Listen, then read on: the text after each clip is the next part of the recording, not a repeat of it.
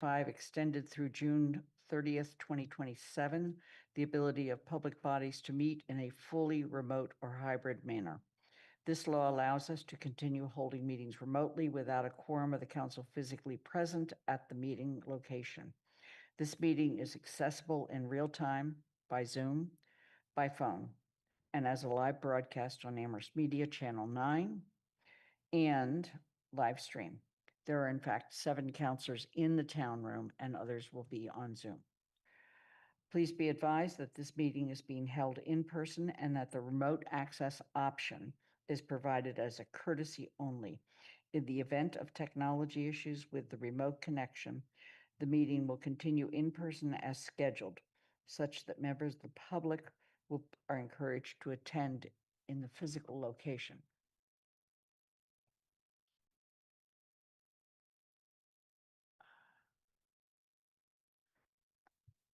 Given that we have a quorum of the council present, I'm calling the June 30th regular town council meeting to order at 6:31. I'll call on each counselor by the name they've indicated they would like to be addressed. At that time, please unmute your mic and say present. This will indicate that you can hear us and we can hear you. Pat DeAngelis. Present. Anna Devlin Gothier. Present. Counselor Ete is absent. Lynn Griesmer's present. Counselor Haneke. Present. Bob Hegner. Present. Counselor Lord is presently not here, supposedly will join us. Pam Rooney. Here.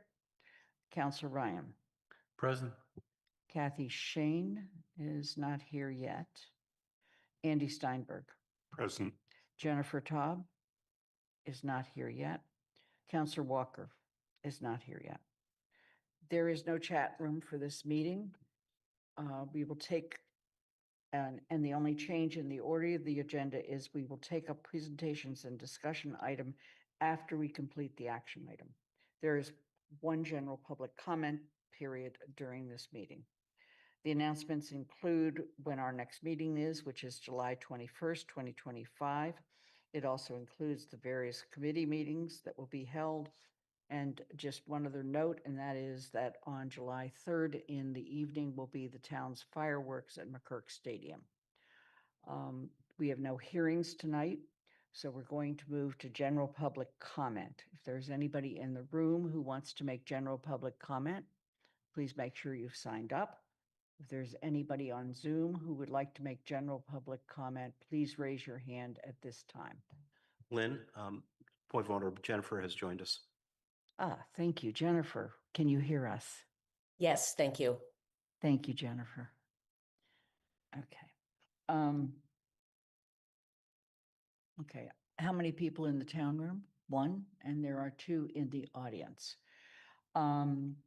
We will give you up to 3 minutes. Public comments are on matters within the jurisdiction of the town council. Residents are welcome to express their views for up to 3 minutes. The council will not engage in a dialogue or comment on a matter raised during general public comment. Public comments are not reflective of the opinions of the town council.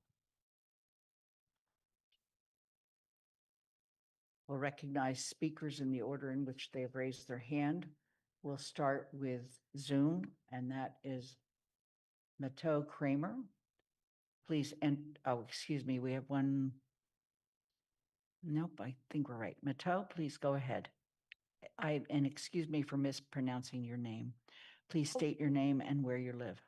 Hello, this is Mattia Kramer. Can you hear me? Yes, Mattia. I live on East Pleasant Street in District 1. And counselors, I want to thank you for your service. We are in a moment when hard-won gains for civil rights are being rolled back nationally. And it is also the case that state and local governments have always been the laboratory for our democracy, and Amherst can provide a beacon of hope. On today's council agenda is the Amherst Reparations Committee charge, in which you're carrying forward and building on thousands of hours of work by citizens, your predecessors, members of the African Heritage Reparation Assembly, And that's work that has been nationally recognized and reported on in the Associated Press as well as other outlets. And I want to convey my profound gratitude to all of you for carrying this work forward.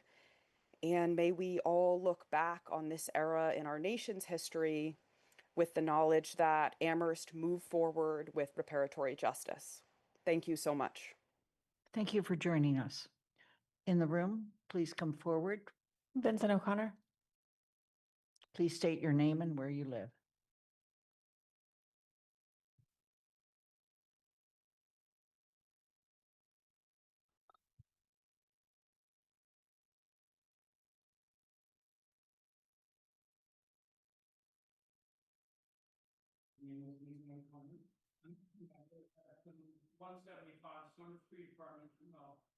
Point of order. I don't know that your microphone is on. Sorry, we can't hear Vince. Just press the button and make sure the green light comes on. Okay, Thank you. thank you. So Vincent O'Connor, 175 Summer Street, apartment 12. I'm here to follow up on a letter that I wrote to the council and point out I have not received any official information regarding where the stop I referred to in my letter took place. I have received informal phone call from, not from the town government, but elsewhere, to the effect that it may have actually happened in Springfield. But I want to point out how dangerous such an activity was, and that the stop occurred on May 27th, which was prior to the very sad and tragic events in Minneapolis, where a member of the state legislature and her husband were assassinated, and another member and his wife were seriously wounded. And there is a connection between that and those issues and the rest of my comment, which has to do with the 14th Amendment to the United States Constitution. I have the Bicentennial Commission version of the Constitution. And it reads, all persons born or naturalized in the United States and subject to the jurisdiction thereof are citizens of the United States and of the state wherein they reside. Now, how is this connected to the activities of ICE? Because legally, ICE is not empowered to arrest US citizens. And the matter in this amendment, the first sentence of this amendment, which was produced by the activity of a US senator from Massachusetts, Charles Sumner, is this. What does mean subject to the jurisdiction?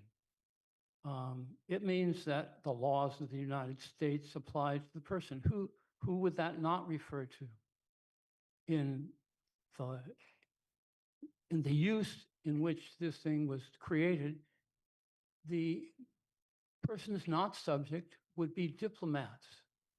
Anyone assigned here by a foreign country and our only recourse if they committed violations of the law would be to expel them as persona non grata.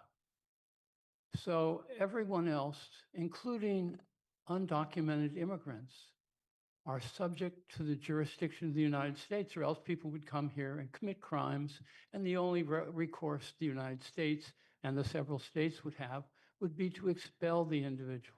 And that's absurd. And in fact, that's not what happens, because plenty of people who come here, both legally and illegally, are arrested, tried, and convicted in the courts of the United States and the several states. So I would just urge people, before you read the commentaries, to read the Constitution. Every member of the council should have a copy. Every member of the public should have a copy. And I think what you will find when you actually read the words is that they are quite clear, unmistakable, and the Supreme Court notwithstanding, that they are accessible to every person who can read. Thank you. Thank you for joining us. We'll move to Michelle Miller. Please enter the room, state your name and where you live. Hi, everyone. This is Michelle Miller. I want to begin by thanking the Town Council and the Governance Organization and Legislation Committee for your continued work on the charge for the successor body to the African Heritage Reparation Assembly. It's been almost 2 years since the AHRA submitted its final report. And while it's taken time to get to this point, I know that every question, every edit, every round of deliberation has come from a place of deep care and responsibility. I'm very grateful for that. This is not easy work, but Amherst has never chosen the easy path over the right one. In the time since the AHRA submitted its final report, our town has continued to grow in this work. A new cultural center, Ancestral Bridges, has opened its doors, giving us a place to gather, to learn together, and to confront the erasures of Black presence in our shared history. The Black Business Association of Amherst area has expanded in both size and impact, creating space for economic empowerment and visibility. The town's DEI department, in partnership with Dr. Barbara Love, hosted liberatory visioning sessions to help residents imagine and articulate a future grounded in equity. And just recently, they convened a community session to better understand the needs and experiences of BIPOC residents here in Amherst. All of these efforts, these organizations and initiatives that are moving us forward, are doing so with limited funding, especially now. And yet they are creating real, tangible progress. Can you imagine what they could do with the intentional support and aligned partnership of the Reparations Fund? That's the opportunity before us, to match moral commitment with material backing, guided by shared values and clear purpose. I want to briefly name just a few national data points to remind us why this work is urgent. The median Black household income remains nearly $30,000 less than white households. Black families still hold only 24 to 27 cents for every dollar of white wealth. Black women are more than 3 times as likely to die from pregnancy-related causes. 1 in 3 Black renter households lives below the poverty line. And even with equal education, Black workers still earn just 80 cents on the dollar. This is why reparations matter, not as a symbolic gesture, but as a necessary and grounded response to real measurable harm. Amherst has already shown what it means to align our values with our budget. The formation of this successor body is the next step, not a conclusion, but a continuation of the promise we made to our community. Let's move forward with clarity, courage, and care, and show what's possible when justice becomes not just a value, but a practice. Thank you. Thank you for joining us. There are no other public comments. We are going to move on to the consent agenda. The items were selected. They were considered to be routine. If you want to remove an item, please raise your hand and I will call on you after I read the motion. To move the following items and the printed motions thereunder and approve those items as a single unit. 6A, adoption of the 2025 Disability Pride Month proclamation as amended. 9A, approval of the following town manager appointments. Energy and Climate Action Committee, Emily Dorr for a term to expire June 30th, 2028. Tetsuyu Tanaki for a term to expire June 30th, 2027. Public Arts Commission, Theodore Rosenberg and Matthew Watkins for a term to expire June 30th, 2028. Lori Friedman, a reappointment for a term to expire June 30th, 2026. Recreation Commission appointments, Jonas Cox and Andrew McDougall for terms to expire June 30th, 2028. 11A to C, approval of the following meeting minutes: April 14, 2025, special meeting minutes; April 28, 2025, regular meeting minutes; May 5th, 2025, regular meeting minutes. Seeing no hands, is there a second? Second. Thank you. We'll move immediately to a vote. Anna Devlin Gothier. Aye. Lynn Griesmer is an aye. Counselor Haneke. Aye. Bob Hegner. Aye. Pam Rooney. Yes. Counselor Ryan. Aye. Kathy Shane is, I'm sorry. Andy Steinberg. Aye. Jennifer Taub. Yes. It's unanimous.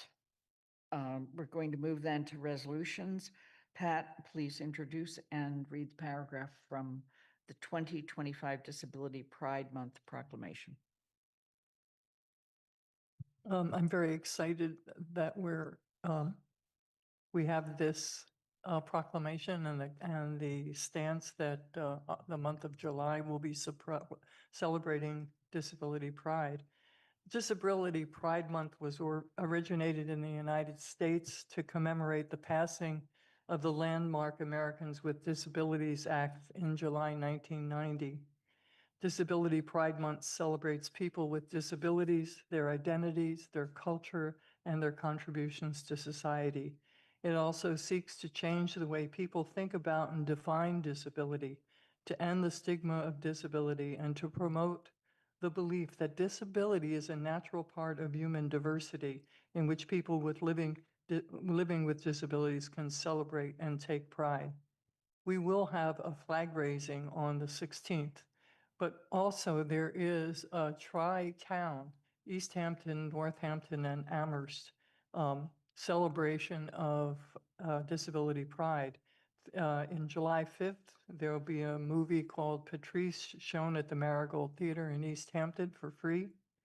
On July 16th here in Amherst, The Ride Ahead will be shown at the Banks Center. And in July 29th in Northampton at their senior center, Tallywhacker will be shown. This is all part of a tri-town celebration. And I'm going to read the final paragraph of our proclamation. Now, therefore, we, the Amherst Town Council, do hereby proclaim July 2025 as Disability Pride Month, and will raise the Disability Pride flag at a ceremony outside of the Amherst Town Hall on July 16, 2025 at 4 p.m. And it will fly for the remainder of July to encourage all residents to celebrate the countless talents, experiences, and contributions of individuals with disabilities, and reaffirm our commitment to take meaningful action to build a city that is inclusive to all. Thank you. Thank you. We are taking up item 7 after we finish the action items, and so we're going to move on to the action items. The first is the Amherst Black Reparations Committee charge and also special municipal employee status. I'm going to read the motion, seek a second, and then call on Anna Devlin Gothier, who is chair of GOL, to talk about the committee's recommendation. To adopt the Amherst Black Reparations Committee ABRC charge as presented. Is there a second? Second, Devlin Gothier. Thank you. Anna, please go ahead. So I first want to thank a couple folks who put a lot of time and effort into this process. As you know, this is the several times around to GOL. I would like to first thank the councilors who sent specific comments for GOL to discuss. And I'm going to do my best to explain how we worked through those. But I wanted to appreciate all of you for helping us out by submitting them in proposal form. That was really helpful for GOL as we were going through, because we were able to discuss not conceptual ideas, but actual proposals. So thank you for that. I also want to thank the members of GOL who very thoughtfully approached this topic over the course of several meetings. And we really worked through each, we went line by line, right? Like we discussed this in totality, but also each individual part of it. And I want to thank Dr. Shabazz and Michelle Miller, who attended most of those meetings alongside us, answered questions, and gave really important perspective as we went along.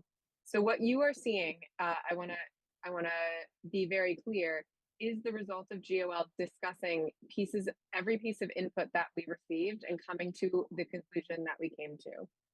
The committee that is before you will have a lot of work to do. They will begin by they're beginning by continuing, right? They are beginning by continuing the work of the AHRA in creating a process and a system for distribution of funds. And then after that, they will continue on into the allocation of those funds. So the charge is arranged in that order, right? We begin with the priority areas, talking through the scope, identifying the scope of reparations, and by reviewing the report from the original AHRA report, and excuse me, and making recommendations to the town council on where to begin. One thing that was really important was that we made sure that the council was, as the ultimate kind of approver of distribution of funds, whether it be CPA, whether it be ABRC, we wanted to make sure that the council agreed with the direction that the group was going. So those recommendations for priority areas would come to the town council, and they would come to the town council with a consideration for feasibility, connection to harms being repaired, as well as working in consultation with the town attorney to determine legality for each of those priority areas. Those areas would also take into account the final report funding priorities. So that includes youth programming, affordable housing, business grants, and entrepreneurial training. So after that point, that group would begin to look into how to best distribute funds. So they would review and consider what CPA does, what the Community Preservation Act Committee does, as well as the Community Development Block Grant. We're not saying they need to follow exactly either of those processes, but we'd like them to make sure that they've seen how other processes work within the community. They would review the funding plans recommended in that AHRA final report and ultimately create and adopt a clear set of guidelines regarding eligibility for receiving support from the Reparations Stabilization Fund, considering those priority areas. They'd also determine the funding schedule for allocations and establish a process for how they're going to receive proposals, evaluate those proposals, and determine an annual budget, as well as make recommendations. Some of the pieces of input we got were, should this be a biennial distribution versus an annual distribution? Ultimately, the group felt that for simplicity and mimicking other processes, that this should be an annual budget process. This group may decide to have multi-year funding plans like CPA does, but at this point, we wanted to not set off an every other year cycle, especially with three-year terms. We wanted to make sure that folks had time to learn it and apply it right away. And then we also beefed up the reporting requirements here. So we wanted to make sure that this group came back to the council once they've finished those first pieces, right? Not just once things are flowing. So we said that within 1 year of their initial convening, the ABRC will provide a written report, including proposed recommendations for those priority areas, as well as the priority level. Sorry, my headphone just yelled at me saying it's dying. There we go. The priority level and the feasibility. A proposed process for distribution of funds as outlined in that charge above, their outreach efforts, and any recommended revisions, because we know that this charge was intended to kind of kick them off and keep them going, but they may want to revise the charge at some point. And then every year we said that they would provide a written report, much like CPA does, including the recommendations for funding and the status of the fund itself. I'd like to pause here to open this up to other members of GOL to see if you have anything to add. I know Pat and Lynn are here. We are missing, it looks like, Councilor Ette and Hala, but Pat or Lynn, do you have anything to add that I did not cover? Not right now. I just want to recognize that both Michelle Miller is on Zoom and Dr. Amakar Shabazz has joined us in the town room. Great, thanks. I'm happy to answer any questions that folks have, and I will also look to my colleagues on GOL to help me to respond to those as they come in.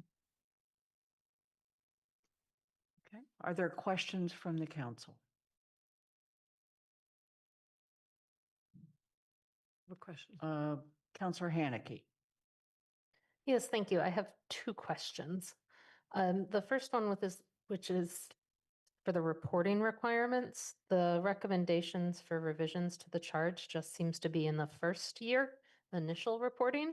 Is there a reason why GOL didn't also put it every year? Because I can imagine as things get moving, there might be recommendations for revisions to the charge. Is it something we should add to the every year reporting too? So that's question number one. And question number two is with regard to the fourth bullet point under funding that reads determine funding schedule for allocations.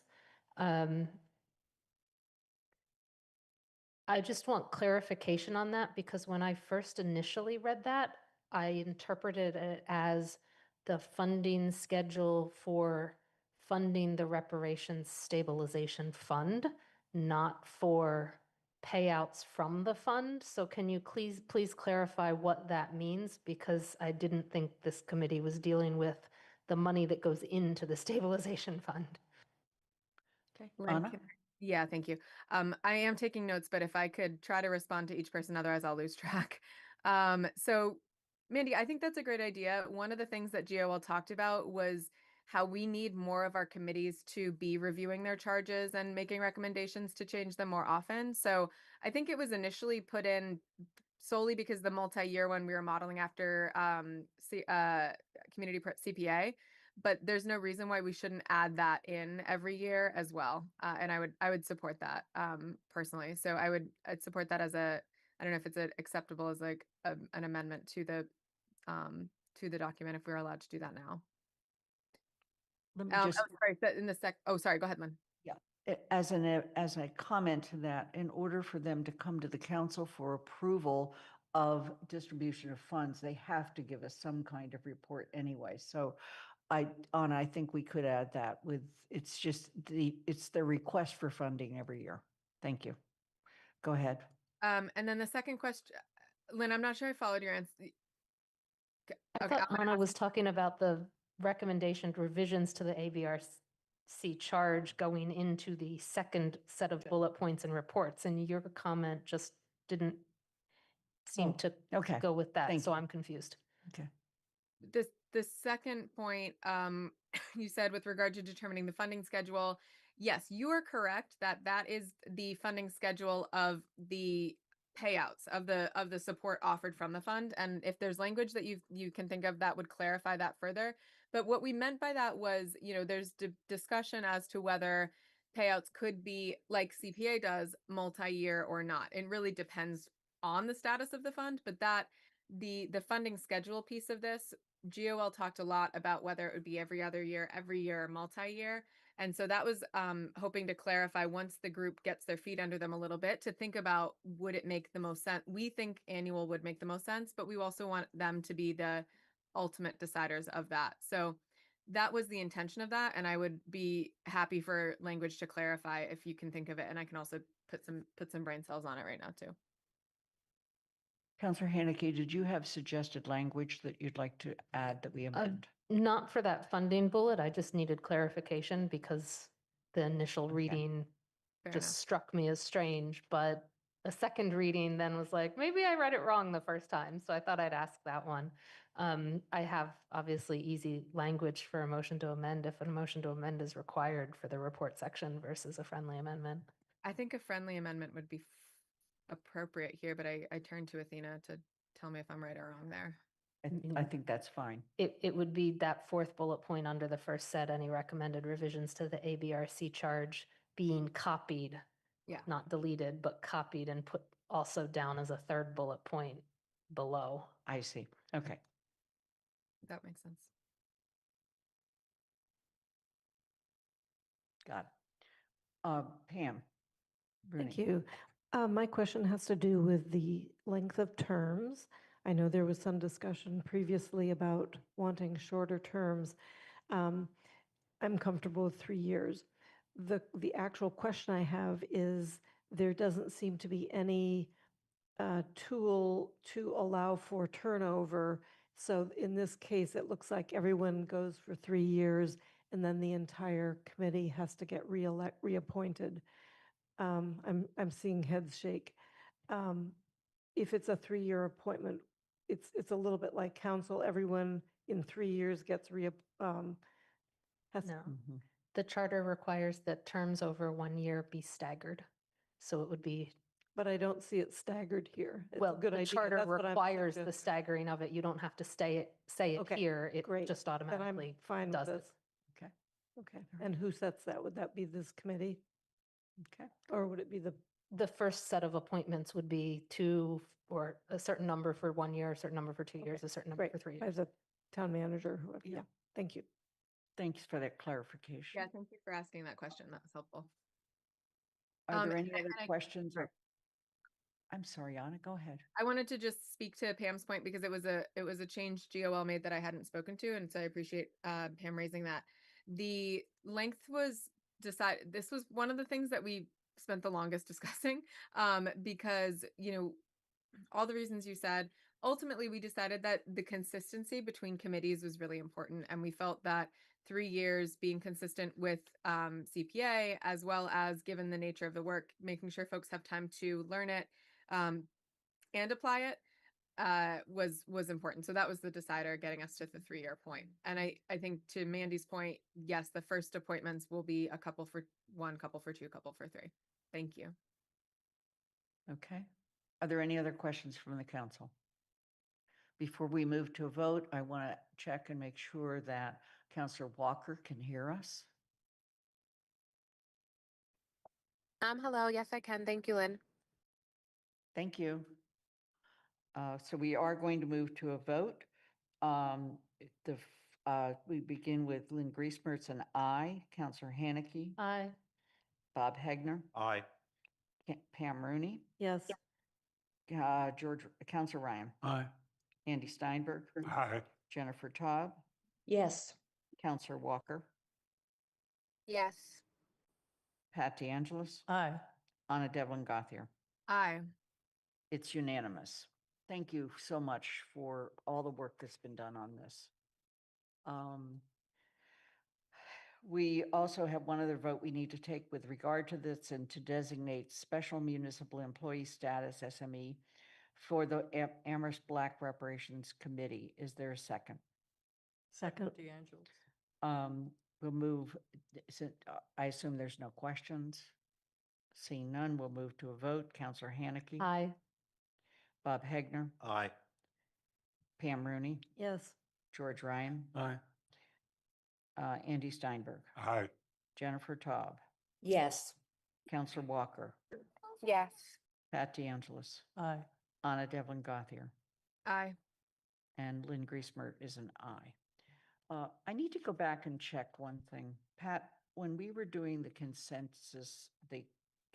agenda, did I ever call on you? I did? Okay. I didn't have it checked off. Thank you.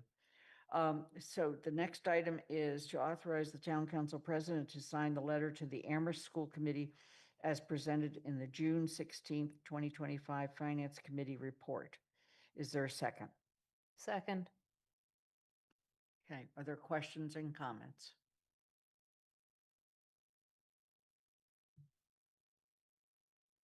Seeing none, we'll move to a vote. Bob Hegner, Aye.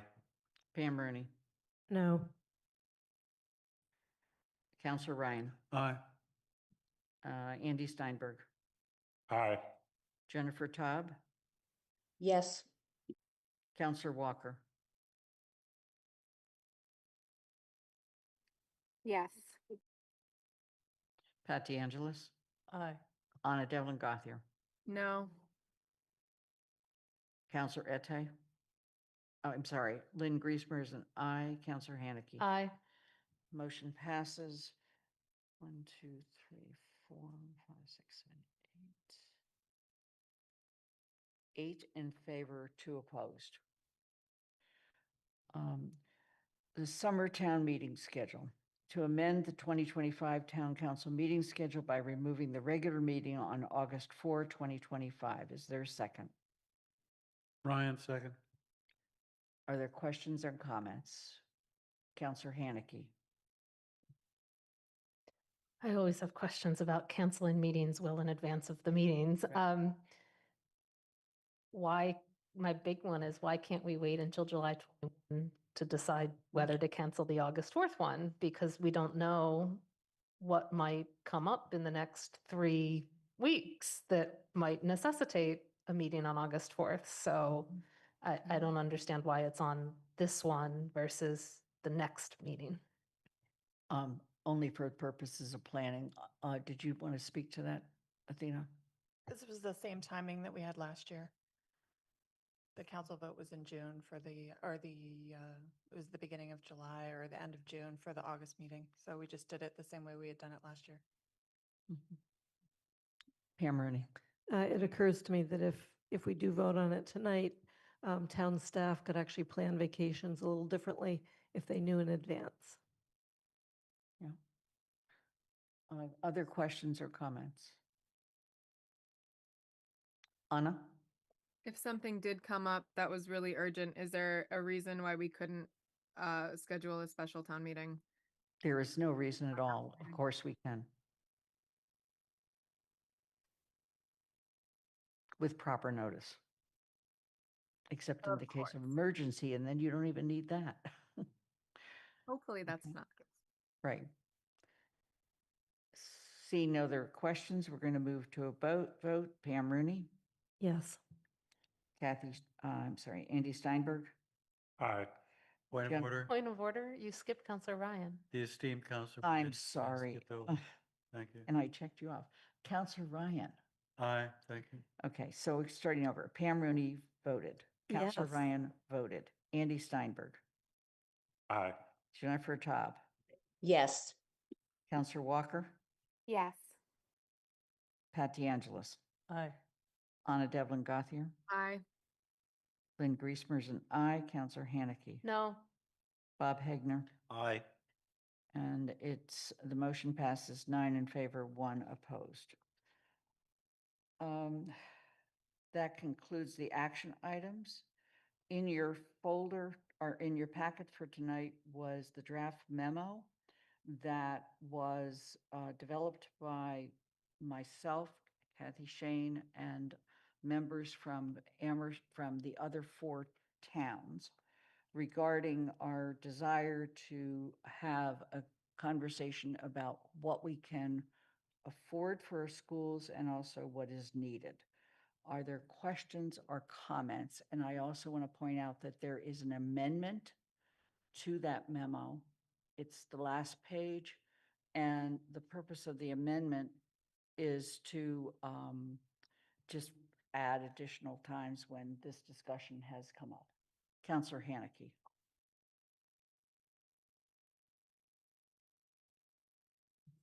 yeah, I have a couple of comments. It sounds like this is a draft, so there might be able to be some changes made. Absolutely. I can send you some comments that I have that are not necessarily need to be brought up now because they're more, Absolutely. typo type things and wording. But I'm concerned about having this meeting by Zoom. I would like to see it in person. By Zoom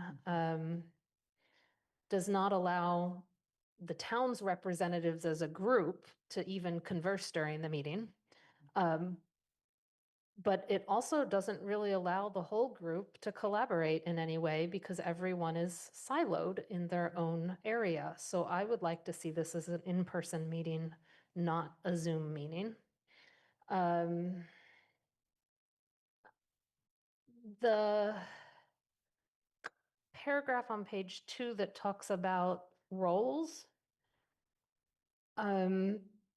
I have a request to add something regarding the roles of the funding bodies, which would be us and the town meeting members, or, through served by their select boards and finance committees, as it's worded here, about our role as a funding body is potentially to make suggestions to other elected bodies on needs for operational changes to stay within fiscal capabilities.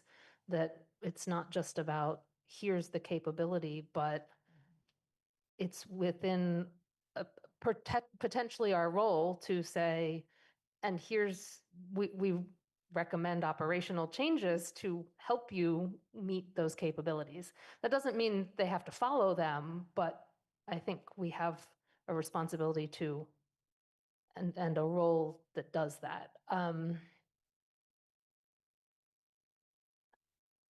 On think it's page 3, the what do we have to spend in local taxing capacity, that first one that says Prop 2.5 limits. I would like to see an addition of and use of excess levy capacity because we know other towns have that. So we should talk about that. That should be part of the what do we have to spend, the use of excess levy capacity. And I'll send you all my track changes. And I think that might be my last big comment. There was one more under exploring spending on K-12 education, the increasing number 1A5, the overhead is where I put it. But maintaining and operating buildings well below capacity. Just being a little more clear about how many, the overhead includes fixtures that might not be operating at full capacity, or at very low, you know, in other words, buildings that have capacity of thousands of people and don't have thousands of people in them, for example, but other ways, other things about operating below capacity. Otherwise, I thought it was a very good letter. Thank you. Thank you. Andy Steinberg. Well, first of all, I want to thank you, President Kuzner, for your leadership in working with the other towns to get a draft together of this document that we're looking at today. I understand that it was something that involved consultation with elected leadership in other towns and some appointed leadership in other towns, probably finance committees, which means that it's a joint document and it's awkward for us to be put in the position of making suggestions for change because of that. And that therefore I don't want to do that. There were 3 things that I thought about that I wanted to bring to the attention, not just of you, but the entire council, that I thought about because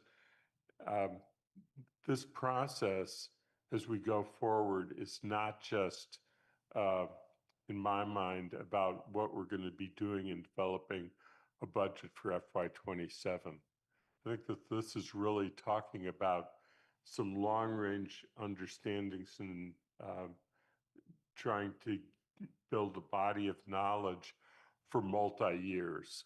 And in that regard, I think that there's a couple of things that I would suggest. One is that when you do meet, that you expand, make sure that you cover the full gamut of what it means about demographics.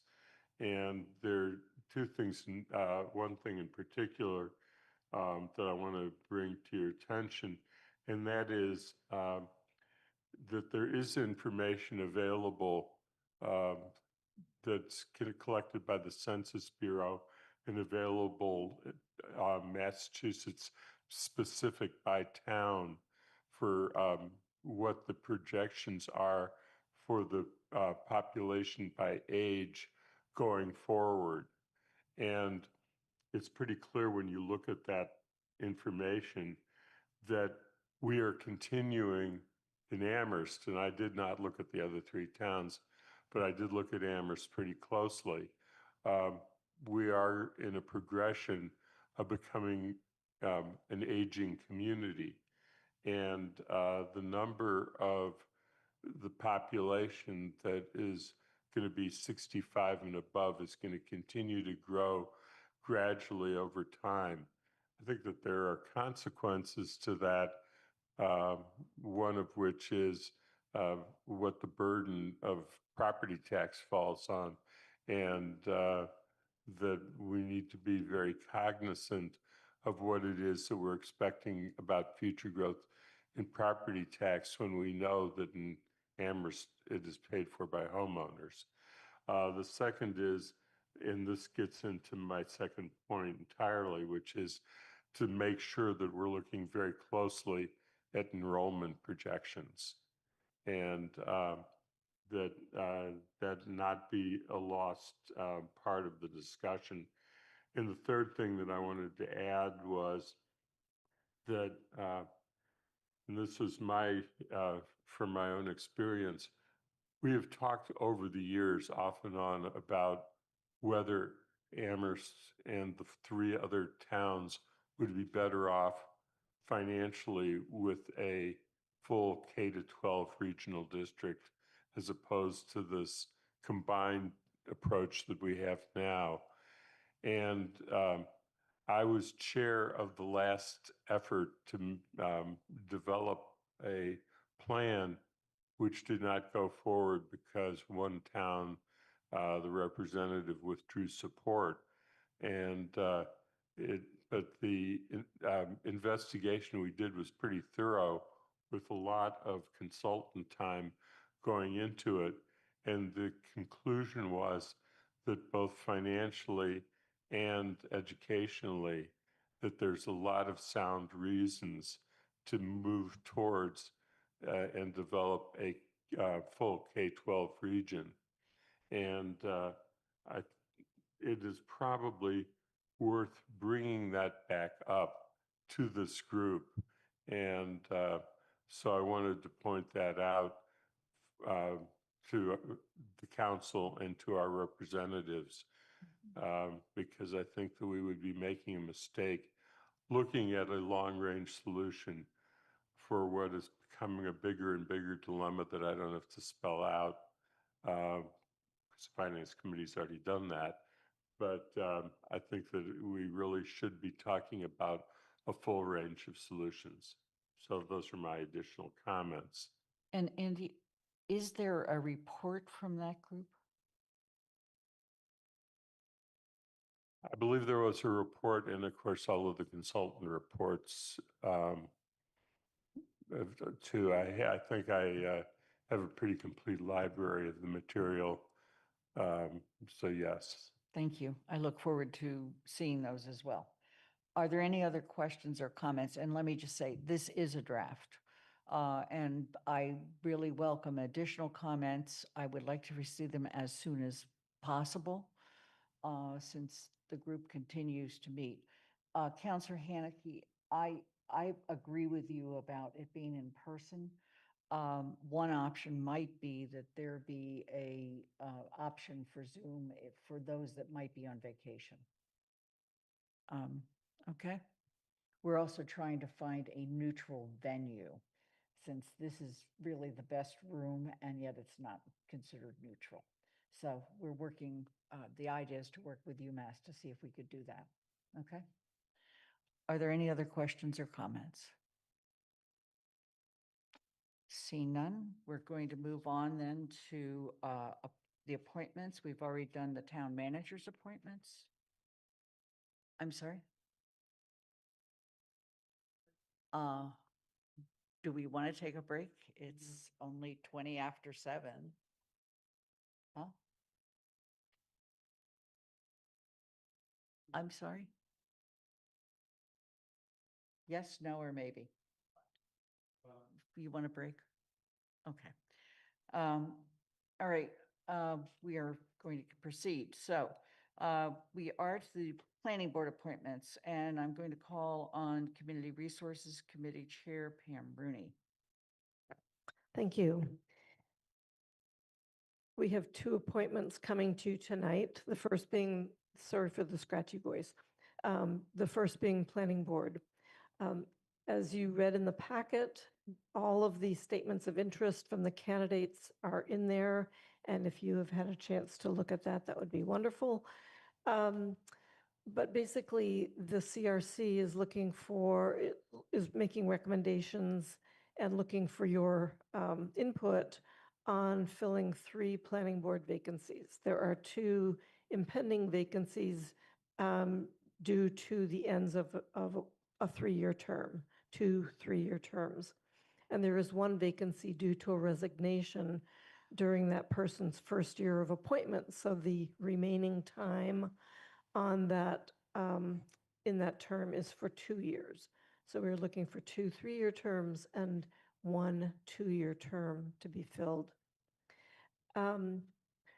There was, as you can guess, a healthy conversation and discussion about the attributes and capabilities of the candidates. And I can summarize, but it was also in the report, that we were fairly well settled on the appointment of Bruce Coldham for a second 3-year term. We were almost as settled on the appointment of Mr. Jarrah Smith for a 3-year term. And then we had 2 split votes that were for either recommending Karen Winter for a renewal of a second 3-year term, and Angus MacLeod for the start of a brand new term. So the CRC, as in this paper, the CRC voted 5-0, 5 yes, 0 no for Bruce Coldham, 4 yes, 1 no for Jarrah Smith, and a split vote of 3 yes and 2 no for both Karen Winter, and Angus MacLeod. The motions, should we go to that step, are to appoint Bruce Coldham to the planning board for a term beginning July 1, 2025 and ending June 30, 2028. So I don't know, Lynn, how you want to break this out and proceed with the actual vote, because you have our recommendation. It's now in the hands of the town council. I'm wondering, given the vote or in the discussion, whether we should split the motion and go by individual. Okay. George, you had your hand up. That is not a bad suggestion. I'm prepared to make a motion based on what's in the motion sheet. The motion sheet actually, at least as I read it, offers 2 names for a 3-year term and 1 name for a 2-year term. So I'm prepared to move ahead based on the motion sheet and proposing names for each of those slots. Who made the motion sheet? I don't think I know the motion sheet. There's no names on the motion There's sheet no right now. name. They're blank. Okay. Blank. We can show the motion up on the screen. Thank you. I didn't craft it.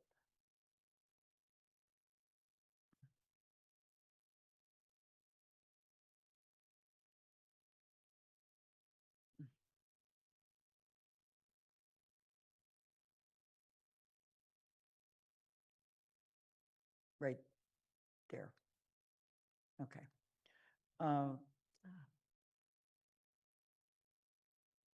Lynn, the audience, okay. I'm sorry. I was just going to ask if the audience remotely could see, but it's now up. Yes, that's why I asked that it be up there. Okay, Jennifer? Yes, it's Okay. yes, we can see it. Thank you. All right. So you would like to make a motion, George? Well, I think it might be simpler to do it by splitting the motion. I have no problem with that. I was just making my motion based on what's written down in black and white. But I'd be prepared to endorse your suggestion of just dividing and taking it one at a time. Please go ahead and make a motion. So I'm going to move to appoint Bruce Coldham to the planning board for a term beginning July 1, 2025 and ending June 30, 2028. Second. Okay. Are there any questions or comments? Then we're going to vote on Bruce Coldham's candidacy for a 3-year term. We begin the process with Counselor Ryan, Aye. Andy Steinberg, Aye. Jennifer Taub, Yes. Counselor Walker, Yes. Pat DeAngelis, Aye. Anna Devlin Gothier, Aye. Lynn Griesmer is an aye, Counselor Haneke, Aye. Bob Hagner, Aye. and Pam Rooney. Yes. It's unanimous. Next motion. I move to appoint Jarrah Smith to the planning board for a term beginning July 1, 2025 and ending June 30, 2028. Second. Okay. And are there any other questions or comments? Then in that case, we'll move, in this case, we'll start with, I'm just going to stay with the same order for all of this. Counselor Ryan, Aye. Andy Steinberg, Aye. Jennifer Taub, No, Counselor Walker, Abstain.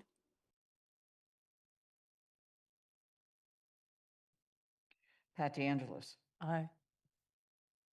Anna Devlin Gothier, Aye. Lynn Griesmer is an aye. Counselor Haneke, Aye. Bob Hegner, Aye. Pam Rooney. No,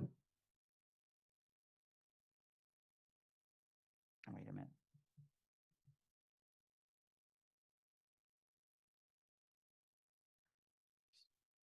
Seven to Two, Okay. 7-1, it's that. it's appointment. 7-2 with one abstention and. I'm 3 sorry, it is actually 1, 2, 3, 4, 6, 7-2 with one abstention. Got a majority of those present. 7-2 with one extension. Thank you. All right, next motion. point of order. Yes. We're doing it in alphabetical order or something. I would like to make a motion to appoint Karen Winter. Point of order, you can't make a motion during a point of order. That's right, I can't. Thank you. Point of order. It basically boils down to who is next for the motion. And so I would like to speak to that issue if I could. Please, go ahead. Point of order, George But I Ryan can't has do his it during hand a up. point of order. I'm sorry. George Ryan has his hand up and Counselor Rooney does not. And I can't see George Ryan's hand, sorry. Counselor Ryan, you have your Well, hand. my hand was up because I was prepared to make a third motion. All right, please make your motion. Thank you. I move to appoint Agnes McLeod to the planning board effective immediately for a term to expire June 30, 2027. Second. Pam Rooney. I'd like to speak to my Oh, motion. please speak Very your much. motion and then I'll go to Pam. As we've heard, the CRC had a split vote on the third candidate. They had clear recommendation for the two candidates that we've just voted to appoint to the planning board, but for the third candidate, they were split 3-2. They had no recommendation. That's the first point I would like to make. It really falls to us to decide. It falls to us no matter what what CRC recommends, but we take the recommendation seriously. So that's the first point I'd like to make. The second has to do with the actual interviews, and I found them quite informative. I hope that you had a chance to listen to them. I particularly was struck by the question that involved the housing production plan. Thought that was an excellent question because it asked each of the candidates to look at what the draft housing production plan proposes to actually increase housing in our community at a time in which I think most of us would acknowledge there's a genuine housing crisis. There were 9 proposals in that document, and the candidates were asked to select 2 or 3 and to discuss them. I thought both McLeod and Jared Smith offered very thoughtful and insightful comments. They had clearly read the document and they picked out very specific items and they offered very specific comments as to what they thought might be possible ways, not fixed, but possible ways to actually increase housing production. I have to say I was disappointed, particularly in the response of Winter, who simply said that she agreed or she liked Jara's response. It wasn't made clear what it was about Jara's response that she liked. Apparently it was all of it, but it's hard to tell. So instead of any kind of specific response to 9 proposals about how to increase housing production, what we got instead was, well, I liked what he said. So that was disappointing. I felt it was an opportunity for the members who've now served 3 years on the on this board to actually address some very specific ideas and give us some sense of what their thinking was. And in that case, I was disappointed in the response that Winter gave. The third thing I'd like to point out to my colleagues is that Currently, 4 of the 6 members who reside on the planning board reside in one zoning district, namely the RG.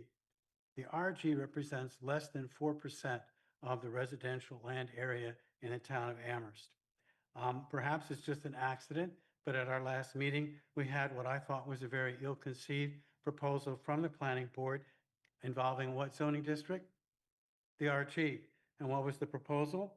Contrary to what housing advocates have been saying, contrary to what the state, the governor has been saying, contrary to many of what we've been saying, contrary to what our master plan encourages, the proposal was to decrease density in the RG. So perhaps that was just a coincidence. I don't think so. But again, I would like my colleagues to consider the fact that 4 of the 6 members currently on the board reside in less than 4% of the actual residential land area in the town of Amherst, one of whom includes Ms. Winter. But I think the real reason I would like us to consider Agnes McLeod is that while he does not have the experience that Winter has, I thought that his answers were quite thoughtful and informed. He clearly is serious. But most important, I think he represents a new and younger voice, which this body clearly needs. This body is making decisions about the future of our community that the people like Agnes and Jara and others will have to live with. And I would really like to see more of those voices on this body. So my 4th reason has really to do with the idea of putting new and fresh voices that represent the future on a body that's going to make decisions that's going to profoundly influence the future of our town. So that's my thoughts about why I hope you'll support Agnes McLeod for the planning board. Okay. Pam Rooney? Thank you. It was a very good discussion. There were some very thoughtful answers from everyone. I think the order of motion makes it very difficult to actually say no to someone and move the dial to a different person. So I am going to be advocating that Karen Winter be the person that gets the 2-year term, since we've already, the 3-year term, because yes, she has served for 3 years on the planning board, and I respect very much her interest level, her very active advocacy within the housing subcommittee discussions. This person is very active, brings a lot to the table, not necessarily a specific planning background, but very much a person of the world. I don't think we need to go into age discrimination because we don't have to do that. I am going to be supporting the reappointment of Karen Winter for a 2nd term. I think she has worked hard and deserves to be reappointed. So the motion that's on the table is in fact for a 2-year term for Agnes McLeod. And so that's the motion we need to now vote on. Correct. The Okay. previous 2 votes were for 3-year terms. So this last one is the 2-year term. Right. We've already You've done. already done 2 of the the 2 3-year 3-year terms. terms. So the only remaining vacancy right now is for a term to expire in 2027. Right. Correct. And I would be advocating for Karen. Okay. If she's not being given a 3-year renewal, I would like to see her put on for a 2-year term. Thank you. Jennifer Taub. Yes, I would like to respond to Councillor Ryan. Starting with the response to the housing production plan question. First, the housing production plan hasn't even come before the council for discussion, yet alone adoption. Agnes Leoyd, who, seems like a very well-meaning, thoughtful person who's lived in Amherst for less than a year. And his response to what he said that he would like to see the housing production plan begin to implement what's easiest to implement. And that would be the plan recommends that we build more student housing, which hasn't been a problem in Amherst, and we will definitely do that. I don't know that we need a recommendation to make sure that that's done, but that is the most easy to implement. So that didn't strike me, frankly, as the most thoughtful answer for where, Amherst needs to be focusing its housing production. In terms of Karen Winter well, I'll just respond to what George said because Karen would be, I guess, for the next motion, but she has been a steadfast member of the planning board. She was an early and strong supporter for the University Drive Overlay District. She for developing East Amherst, for a strong, vital downtown. She is very supportive of development in Amherst. She was appointed. She's the planning board's appointee to the design review board. District 4 in Amherst, where only 3 of the members, not 4, three of the members of the planning board do live in District 4, but District 4 extends from Amity Place at University Drive and Amity Street all the way to Northeast Street and Strong. I would also point out that if Mr.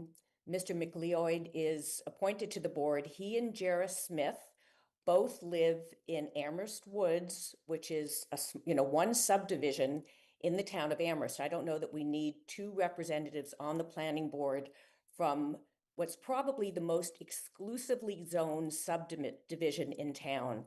It's zoned for single-family houses on large lots. It is a aquifer recharge overlay protection district, so really none of the development in town happens in that area. It's just we have 1 representative there now in Jarrah Smith. I don't know that we need 2 representatives on the planning board. I mean, if we're looking at geographical distribution from that one subdivision. And I would also, if Karen is not on the board, the planning board is 1 woman and 6 white men. That's our planning board. So I feel like Karen Winters is kind of being railroaded off the board because there's members of the council that don't agree with her vote on a single issue, which was returning footnote M to its original dimensional size. Since now in the district, Karen lives in the district that is zoned for the greatest density in town. It's a district that's zoned for all different kinds of housings, not exclusively single housing, like the subdivision in which 2 members you would like to have on the board. It's zoned for the smallest lots in town, the greatest density, and it's the most walkable. So it lives out the goals of the master plan.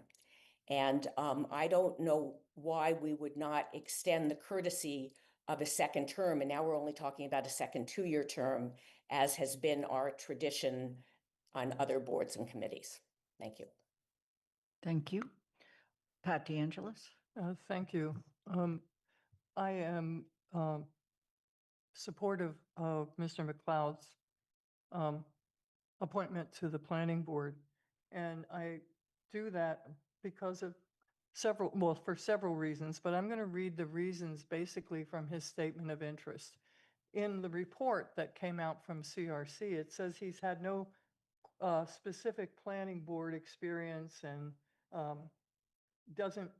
he has, let me see, he has stated he has no previous board experience. Oh, I'm in the wrong person. There we go. No wonder it didn't make sense. I'm so sorry. The report says he has no previous board experiences, but has worked in school financing. And he does not necessarily have qualifications specific to planning. Now I'm going to go into his quote from his statement of interest.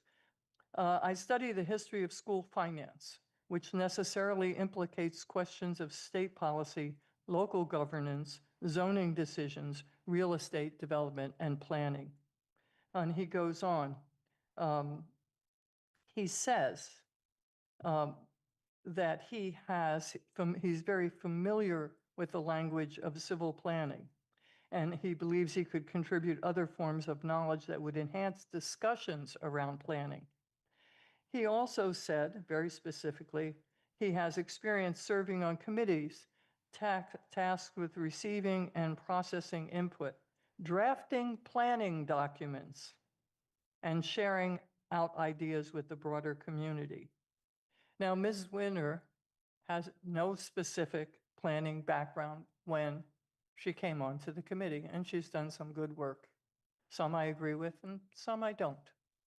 But what I feel like we have here is a person who's really coming from a different place, from really understanding the history of zoning. And he has direct experience drafting planning documents. So to me, it is a wiser choice to take on Mr. McLeod. Counselor Haneke, you have your hand up again. Yeah, thank you. I'd like to clear up some statements that were made by fellow counselors. Mr. McLeod in his interview talked about the housing production plan of doing the lightest lifts for the highest yield. That's what he said. And then he specifically mentioned the strategies 2, 3, and 8. I'm going to read to you what they are because fellow counselors seem to misimply what those are. Strategy number 2, upzone residential districts for high-density residential use and redefine apartment uses. Strategy 3, facilitate infill development and adaptive reuse where appropriate. And strategy 8, apply density bonus provisions to more development types. They don't specifically speak to student housing, although that was implied. I find it highly interesting that someone says that 2 reps from one neighborhood is unacceptable for South Amherst, but is completely acceptable for the downtown RG. I don't quite understand the opposition for one neighborhood, but the acceptance, in fact, it's more than 2 for another neighborhood, but the acceptance of 2 or more in another neighborhood. Ms. Winter, in her responses, talked about needing to focus on development that will address the needs of year-round residents and families in particular. Families of an age that Mr. McLeod is. We struggle to attract families that have kids in schools, families like my family like Jarrah Smith's family, families like Angus McLeod's families. Why don't we put the people who we're struggling to attract on the board that plans for attracting those families? I'm going to go back to George Ryan. Counselor Ryan? Again, my point about residency has to do with the zoning district. The RG represents less than 4% of the residential land area in our town. And yet 4 members currently of this body, including Ms. Winter, reside in the RG. Now, I don't really care about neighborhoods. What I care about are zoning districts, and that there be some sense of representation across the board. And so that is the response to that. It's not about what neighborhood you live in, it's what zoning district you represent. And the RG is one that is wildly overrepresented currently. But I think, again, excuse me, I'm sorry. Bring your mic closer to. And so, but again, back to my point, sort of echoing what Mandy has just said, that we have an opportunity to place on the board the future. And I would like us to consider that as perhaps the most important point.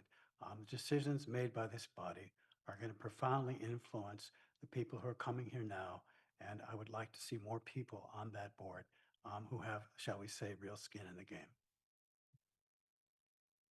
Jennifer Taub. Okay, I would like to see more people on the board that have real skin in the game too. The RG districts may represent a smaller percentage of land mass, but they have a lot of people living there because they are very densely populated. If you go down Cosby Street, which is the street that I'm on, that's where my driveway is, the houses are cheek to jowl. So it may be smaller land mass, but I'd say you have more people living there than the parts of town, again, which have large houses or even small houses on large lots. So the land mass doesn't speak to the density of the residents living there. I would I mean, Corin Winter's daughter and son-in-law moved around the corner from her. They have a young child that they're raising in Amherst. I don't think we have, frankly, difficulty attracting families to Amherst that can afford to live in Amherst Woods. So I don't know that that's really the future of Amherst are two people who were in the last year able to move into the Amherst Woods development.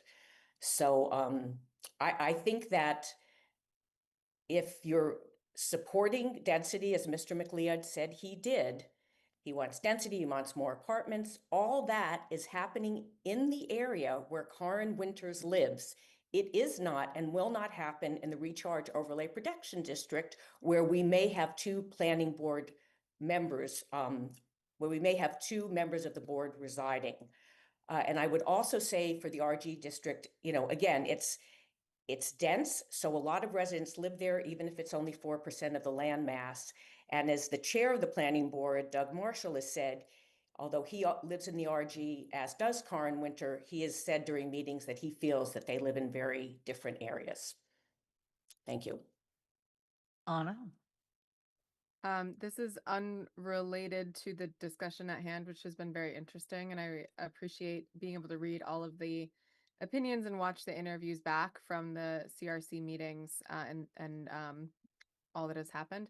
My quick disclosure is that one of the applicants also works at under the same employer I work for. I do not know them. I have never met them, and my vote will not be influenced at all by the fact that we share an employer. I just needed to name that prior to the vote.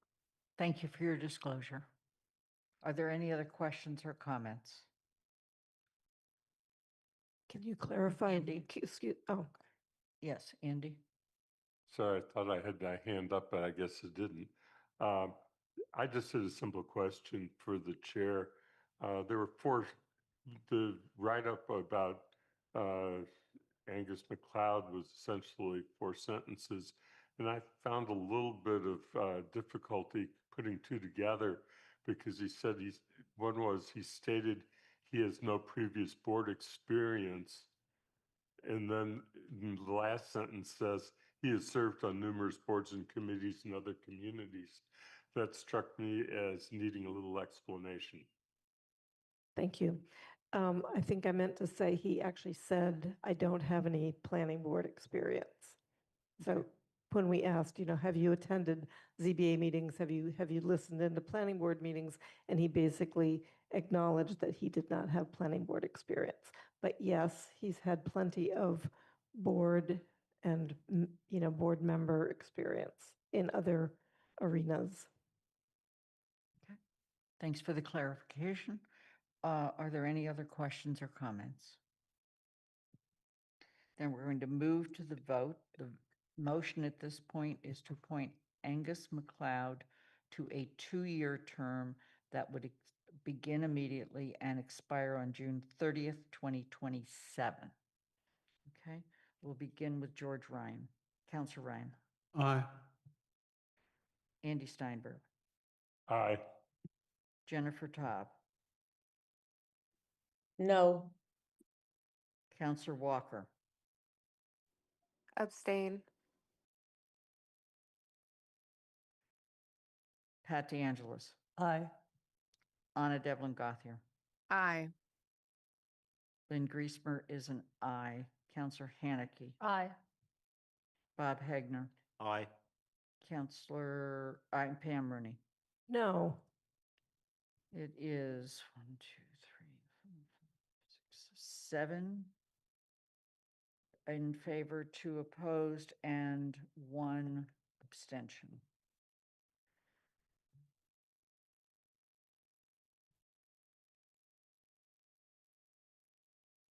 And I believe that fills the seats for the planning board.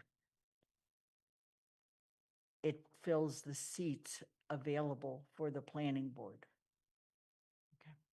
Okay. Lynn, may I ask a question of the town manager? Yes. Given that the council just appointed Mr. Jarrett Smith to the planning board and he has made an affirmative statement that he does not wish to be appointed to 2 different boards, can you tell us whether you will be formally withdrawing your nomination and appointment of him to the AMAHT before July 3rd. Yeah, so Mr. Smith has expressed a preference to serve on the planning board and didn't want to serve on 2 boards. So with that, with the council's vote tonight, I'll withdraw his appointment to the Affordable Housing Trust. Thank you. Thank you. All right, then we are moving on to ZBA. The motion is to appoint David Alfeld and David Sloviter to the zoning. Excuse me, can I give my report? Yes, Has- please do. Okay, thank Yeah. you, thank you. We had a very good conversation. We had 4 strong candidates for serving on the Zoning Board of Appeals. And we are filling 2 full member vacancies for 3-year terms and up to 4 associate member vacancies, which recycle essentially every year for 1-year appointments. The recommendation that came out of the CRC is to recommend that the town council appoint David Sloviter and David Alfeld for the 2 full member 3-year terms beginning on July 1, 2025 and ending June 30, 2028. And we also recommended that the council appoint Hilda Greenbaum and Stephen Casey for associate member terms. They are 1-year terms beginning on July 1, 2025 and ending June 30, 2026. And the vote for that package was a 5 yes and 0 no. So it was unanimous for this package. I would like to have it treated as such and voted on as a package. Okay. So the motion, as I have it on the motion sheet, is to appoint David Alfeld and David Sloviter to the Zoning Board of Appeals for terms beginning July 1, 2025 and ending June 30, 2028, and Stephen Casey and Hilda Greenbaum as associate members of the Zoning Board of Appeals for terms beginning July 1, 2025 and ending June 30, 2026. Is there a second? Second. Is there any question or comment? Anna? I just had a question. It's not impacting my vote here, but I didn't have a chance to watch the, I focused my energy on the planning board discussions because of the recommendation coming out of CRC. So I'm curious how CRC handles incidents where you have applicants for ZBA or planning board who have a potential conflict of interest due to their own business being tied in with property management or similar. I'm curious if that has come up at CRC, and if so, how you handle that. Pam? We do have people, can you hear me? We do have people that serve on the planning board who are property managers or owners of a property that is rented. I don't know that we have that same situation on the table or the panel of people being recommended for, oh, yes, we do, one. Yeah. Yes, who is also a landlord and has properties managed. The boards, if there is something that deals with a property that person owns, then they need to recuse themselves. And I don't believe that we've ever had a situation where we have run into a problem where somebody was representing, I shouldn't say this, I can't say that, forget that. It's not been a problem, and I think people are very careful when they take positions. They're interpreting the law, they're interpreting the regulations, and they need to be held to that interpretation. Anna, did you have a further question on that? I just wanted to clarify what I appreciate that, Pam, and I think it's because, you know, at some point, any decision by a planning board or zoning board that is impacting rental housing made by someone who has a financial stake in the rental housing market could be considered a conflict of interest. And I'm just curious how we've navigated that. I know we have a lot of folks in this town who are in that industry. And so I was more curious if CRC has had that discussion, because I would argue that there is a considerable financial impact on folks in that industry on given any building decisions we make that are rental housing related.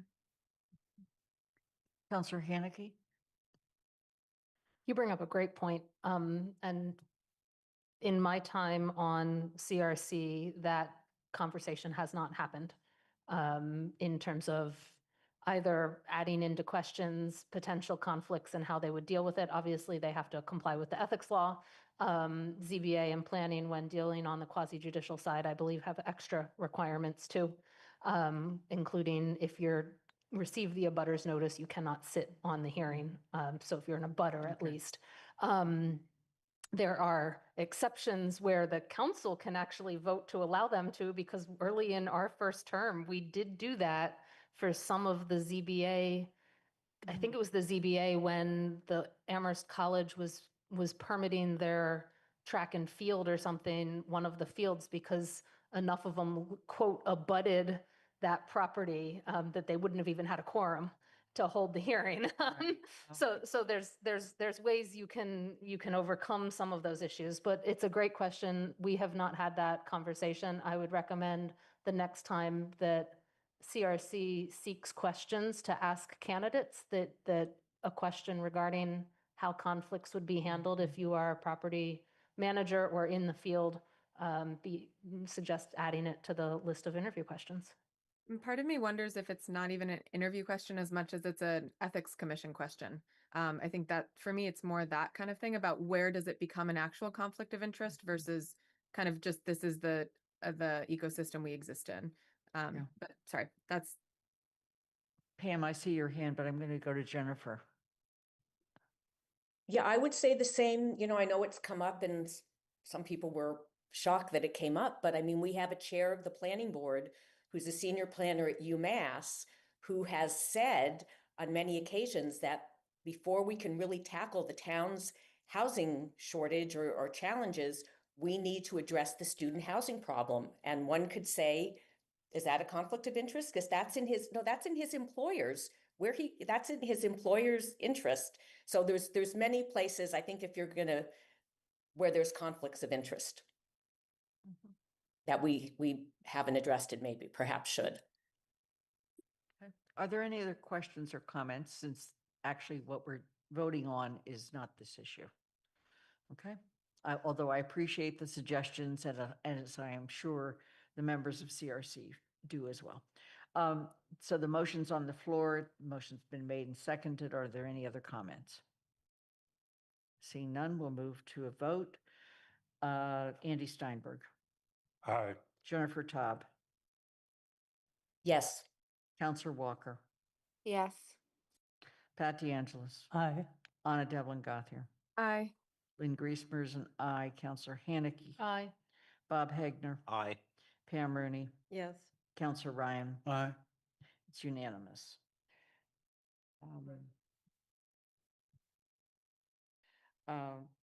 Thank you. We are now going to move into committee and liaison reports.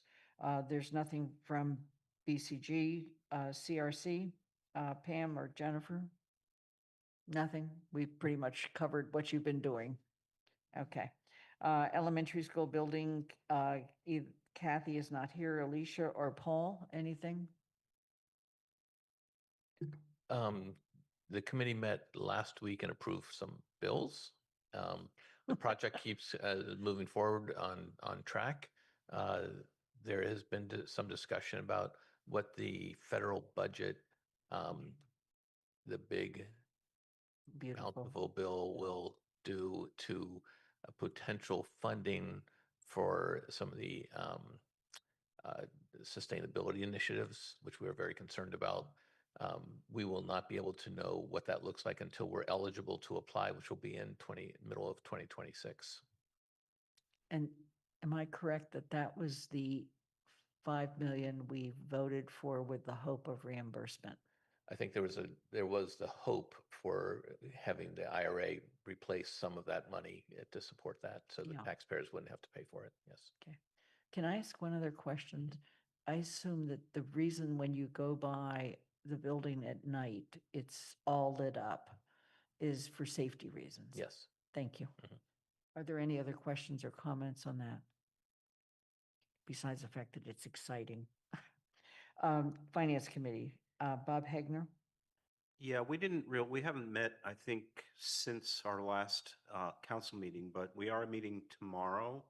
And we're going to review the third quarter report, which I suggest, it's in the packet. I suggest everyone take a look at it because, we have some weird things going on because of how we used ARPA money, and we still have a very large amount of money coming in from investment income. So we're going to begin a discussion tomorrow of what to do with free cash at the end when it's certified. So, but we're not going to take any vote on it. Thank you.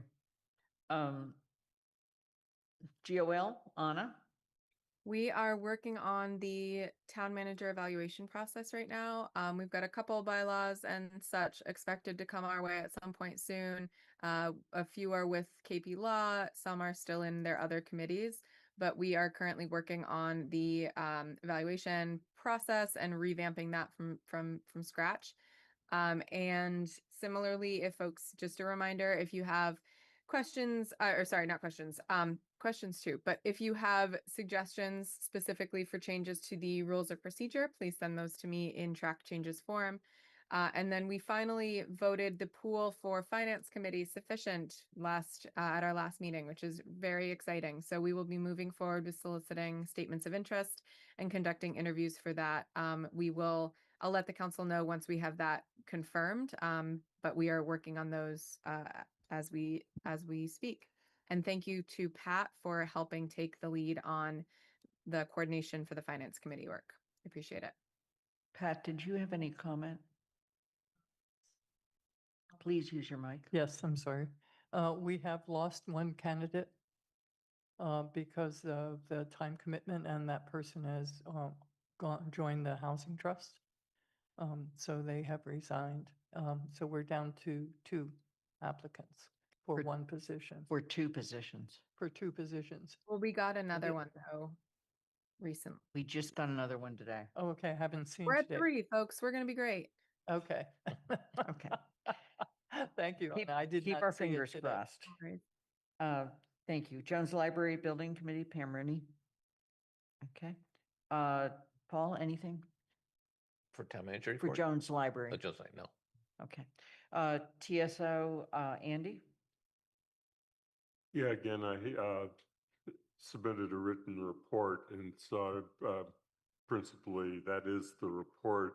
I do want to remind you that the next meeting is July 17. The agenda gives the next meeting is this week, July 3rd, but we had decided that that was unnecessary since we just met last week to do 2 meetings in a row. And I think unless there are questions about what was submitted in writing, I have nothing further. Thank you, and thank you for the written report. I do understand that if there is a recommendation regarding Heatherstone, it would not come until later, until after your meeting on the 17th, correct? That is correct. Okay. I'm asking that as a District 2 counselor. Any liaison reports?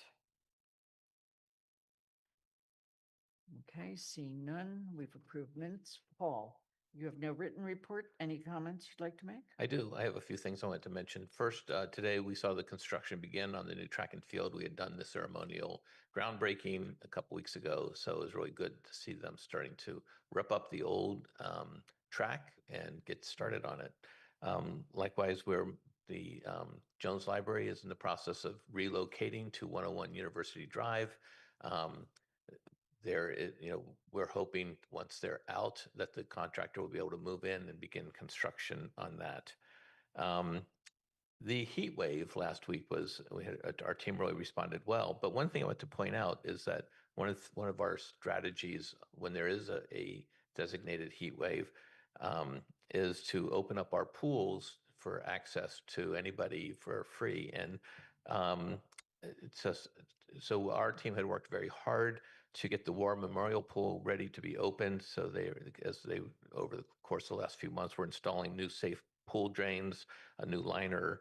We're doing some plumbing update on the facility, and so that was being able to pass inspection, which it did. And then for that Sunday to Wednesday, over 1,000 people attended the War Memorial Pool, and over 1,300 people attended the Mill River Pool during that heat wave that Sunday to Wednesday. So that's way above normal, and it was just important, I think, for people to be able to have some place to go to cool off. So just a lot of work went into that, especially from our recreation department. So just credit them for that. Want to really mention about we have this summer meals program that's started today, and so there's free food available to anybody 18 and under at Olympia Oaks, University Village, Mill River, Village Park, Meadowview, which is 266 East Hadley Road, Butternut Farm, Colonial Village, and Rolling Green. And so these are meals. There'll be a food truck that's at all these locations every day between 12 and 3:35. They have a schedule that's published and is on our website as well. So any child 18 or under can go and get free food every Monday through Friday during the summer. So that's a really important thing I want to make sure all of our residents know that that's available, so that no young person would go without food for at least lunch this summer. And lastly, just want to mention that we've been full steam ahead on getting the fireworks which is Thursday night, July 3rd. It looks like we will have good weather. Usually there's tens of thousands of people who go to McGurk Stadium, adjacent to the field adjacent to McGurk Stadium. And again, a lot of cooperation especially led by Becky Demling at the Recreation Department. But University of Massachusetts has been a tremendous partner, providing lots of support, including police and facilities and organization and things like that.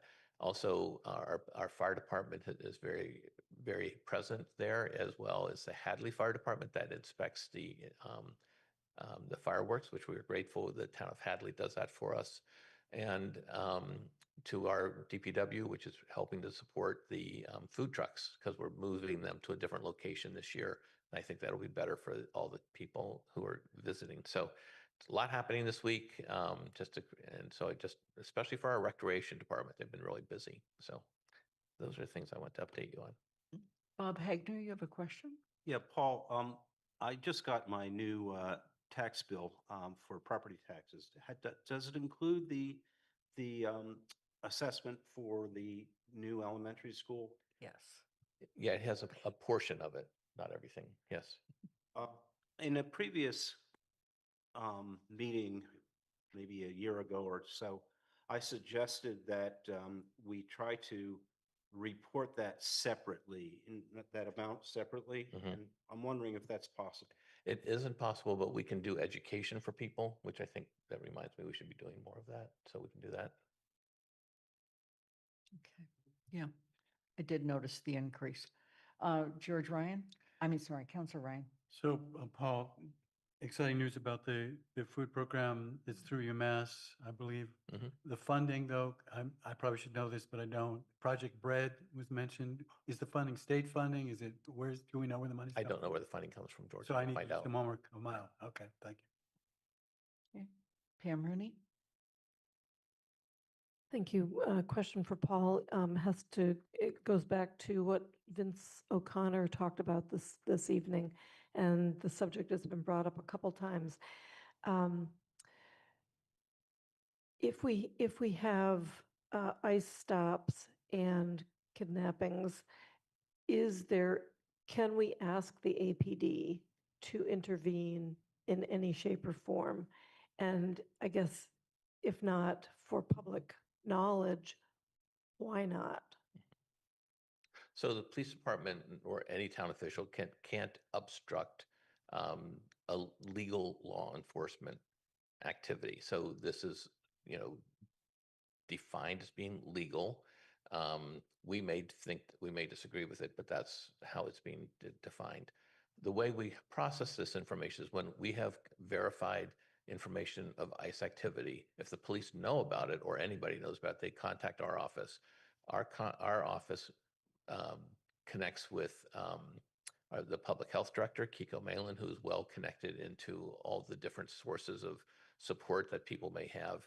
She also has access to all the other groups that are involved with this and uses her discretion in who to notify when. She's also well connected to our school district and people who work with children in our school district. So in terms of, and the other thing that we do is our communications director, if we have something that's verified, we immediately put out information on our website and share it with the media, because that's what we've done the last 2 times that we've become aware of it. So those are, and if I don't think that is necessarily our responsibility to notify a private group in terms of what's going on, but we try to share it out broadly, so anybody who would like to take advantage of that information can share it out. Pat? Thank you. Paul, can I get copies of that flyer? Sure. Taped to the Survival Center if they haven't, or I'll be there on Friday. Yes, absolutely. Thank you. Thank you. Very good idea. In fact, could you send it to us so that we could put it Sure. out through our newsletters? Mhm. Okay. Jennifer? Yes, picking up on Pam's question, because I've been asked this by several residents. So I understand that the Amherst Police Department can't intervene, like literally get between an ICE agent and someone, a member of the public. But can they, if the ICE agents are not identified as such, can the Amherst Police, if they are on site, request identification? I mean, if it looks like somebody's just apprehending somebody and you don't know who that person is, wouldn't you intervene? I'd have to talk to the police chief about that. I think that their understanding is that once someone identifies themselves as a federal agent, and oftentimes they do have outfits on that say that, but I guess anybody could. And I think I think they do identify themselves as being either for ATF or ICE agents or something like that, but they don't identify their names. The question is, can the police sort of intervene? I think there's a really, we've talked about this with our town attorney, there's a very serious charge of obstruction of justice or interference with police doing their activities. So I think we're very cautious about that. Residents are eligible to do what they want, but again, those are very, people need to understand what steps they're taking when they are taking those steps. I think, I have my own opinion on how I think those are effective things, but in terms of what I can recommend that the town officials do as elements of our town government, it's a different thing. Okay. Are there any other questions of the town manager? Okay. Going on to councilor comments, you have a written report. I'm sorry, Pat? Oh, you have a written report from me on activities. Unless there's objection, I would like permission to do one report for the month of July and August together, if that's okay. With a clear understanding that if anything important comes up, I will send you an email anyway, as I do as we go along. Any other, so no questions, Pat? Counselor comments. Moving on to counselor comments. Oh, before I do that, I do want to mention, I didn't put this in my report because I didn't do this as a counselor, if you will. But on last week, just this past week, George Ryan joined me in talking to a group of about 16 college professors from all over the world, 14 different countries represented. And I just want to commend Angela Mills and also Sam Giffen for the outstanding PowerPoint that they have. That's an introduction to Amherst Town government. and we used it that day. And frankly, I've encouraged and hope that we find other venues to use it in because it's really beautifully done and also very nicely presented. Okay. Okay. All right. Is there anybody that has a question? Jennifer, did you have a question? Yeah. Yeah, how can we see that PowerPoint or is it somewhere on the website? Yeah, I will make the PowerPoint available. In fact, I need to make it available to the people who came. They also wanted a copy of our charter, and we're very interested in that. Would they And like to serve on the Charter Review Commission? yeah, right. And they had many questions. The session went for the full 2 hours. It was very interesting. So, okay. Jennifer, anything else? No, thank you. I would just I'd like to see All right. that. All right, we're up to counselor comments. Pat DeAngelis? I would like to let everyone on the council know, but especially I want residents of District 2 to know that I've decided not to run again for a council seat. It has been an exciting, taxing, and absolutely wonderful experience, and I will always be grateful for the chance I've had to learn and grow in this community. And I encourage people to soul search and run for council, particularly from District 2.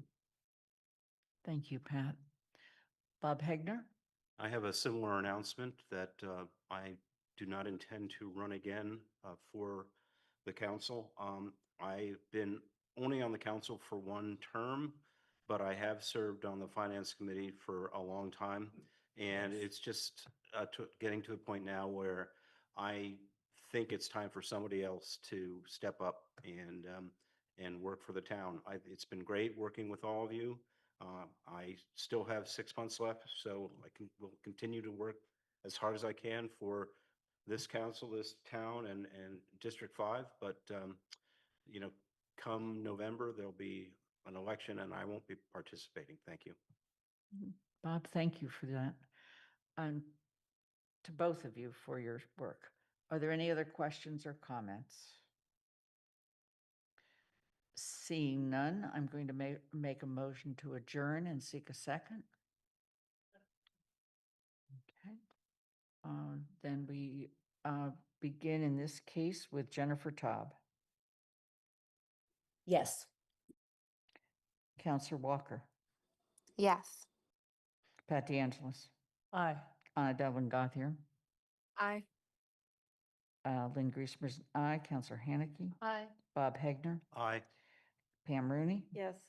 Counselor Ryan. Aye. Andy Steinberg. Aye. It's unanimous, and we have beat our record. It's 8:18. Thank you.